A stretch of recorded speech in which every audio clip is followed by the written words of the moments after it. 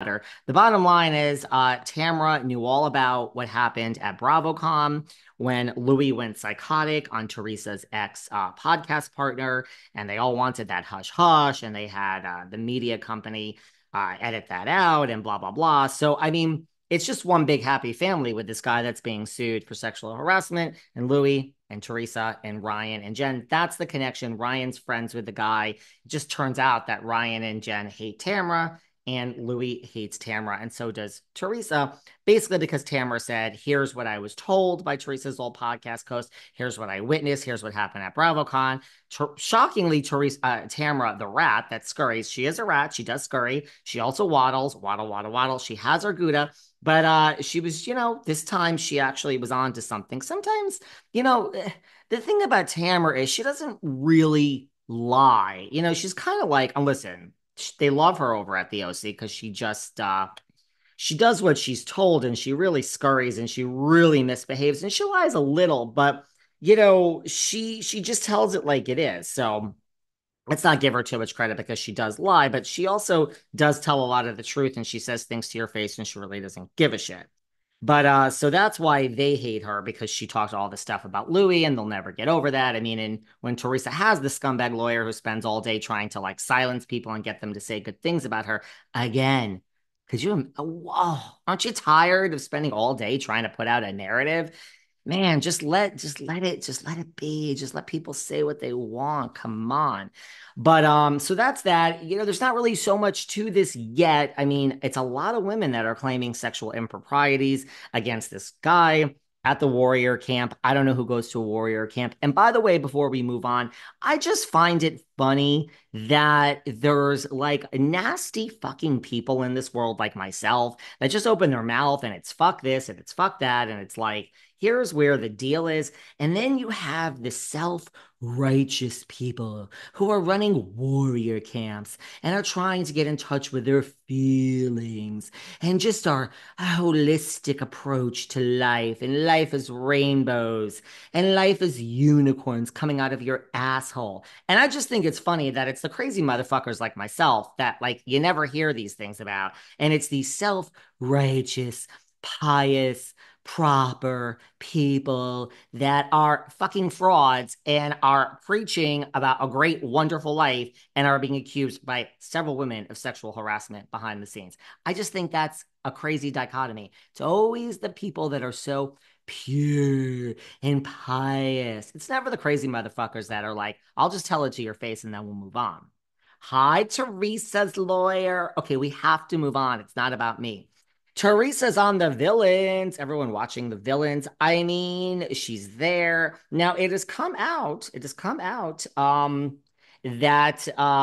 we gotta get Melissa's old nose back on here. We just gotta. It just angers everybody so much. I'm gonna do that. And apparently I have a new thing I anger people for. I went on a rant against Shannon Beador yesterday, on Friday, and people are very, very upset with me for just saying, everything that Joel Kim Booster said about Shannon is what I heard for years, and I believe every word of it. Um, Now they say, oh, this is a Shannon hate podcast. Oh, God, people don't care enough to hate anybody. Sorry. But Teresa's on the villains. I'm liking the villains a little bit. Look, she's certainly one of the bigger names on there. I think the star of the show is New York. I love that we have a pop up from Jax. Jax popped up and he couldn't believe New York was back. There's no love lost between Jax and New York. Love seeing Garcia on there, Von Teese. But apparently, it has come out on some of the blogs, the New Jersey blogs. I don't know if our Trey Fab, let me tell you, this still Trey Fab. She breaks so much news. I mean, I follow her because I find out so much about Jersey from Still Trey Fab. But on Instagram, she broke this news that apparently Teresa told her ex podcast co host, who I guess told Melissa Zolnose, Gabriella, or still Trey Fab at the time, Teresa doesn't win the villain. So there you go. I don't know why we're watching. And I mean, I'd love for New York to win. But again, it just to me goes back to you sign. Listen, I'm friends with Loanda Lesseps. She texts me on the weekends to go out. You think I fucking ask her what happened on fucking Love Hotel? I would never. I don't want to know. Well, I mean, I do want to know and I want to tell all of you, but I would never. I would never. That's not how it works. I hang out with PK after the Boy George concert, and here I am not a scumbag. You don't repeat this shit.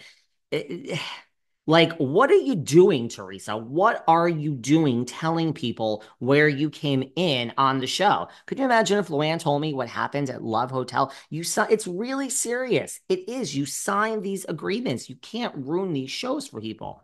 But apparently, according to Still Trey Fab on Instagram, Teresa told her then podcast host before they fell out.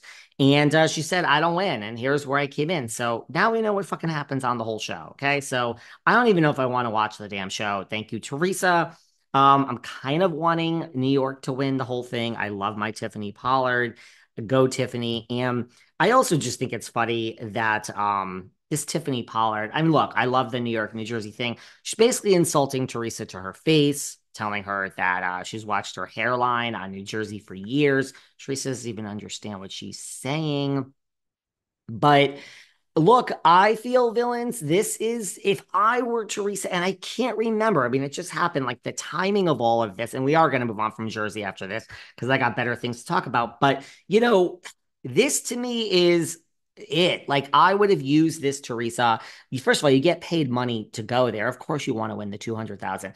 But I would use this for my New Jersey future because you've been telling us for years and years, over a decade, that you are fun, Teresa, if there's no Melissa. And let's face it, you also mean if there's no Margaret now. If there's no Melissa and there's no Margaret, you're going to be a fun, happy, easygoing Teresa. Well, there ain't no Melissa Gorga and there ain't no Margaret Josephs on the villain. So I do see a lighter side to Teresa. I do. But let's just see what happens. I mean, again, I go back to this first scene where Joel McHale is standing up there and calls them an asshole. And she's like, I'm not an asshole. And everyone's smiling. And Teresa is just standing there like, I don't fucking want to be here. It's like, girl, you gotta fake it. You gotta, this is your New Jersey future, girl. I mean, it's already filmed, but like, I think how this goes, and are you gonna be laid back, fun Teresa? Because again, you've been telling us for a year, for years and years and years, if there's no Melissa and there's no Margaret, you're gonna be fun loving Lucy and Ethel. Where is Jacqueline, Teresa? Well, here we go. Let's see. That's all I'm saying. Now, when Joel McHale said, the winner's going to win 200,000, the fucking smile came. But girl, you gotta lighten up. You gotta fake it. Again, just like Shannon in Love Hotel. You're getting paid to be there. So you gotta pretend that you at least want to be there. I know, I know. None of us want to be there, but you want the money, you don't want to do the work. Sadly, that's not how life works. I actually just want a ton of money also, but I don't want to do the work. But here I am 24 hours a day dedicated to the listeners of this wonderful podcast. Speaking of Shannon Beador, speaking of her, let's move on. Joel Kim Booster, we know, is on the show. He's hosting it, Love Hotel. Slam Shannon, we already covered that. And then Lou, my good friend Lou, has done a interview and has, said that it is really unfortunate. And I understand where Lou is coming from. It is unfortunate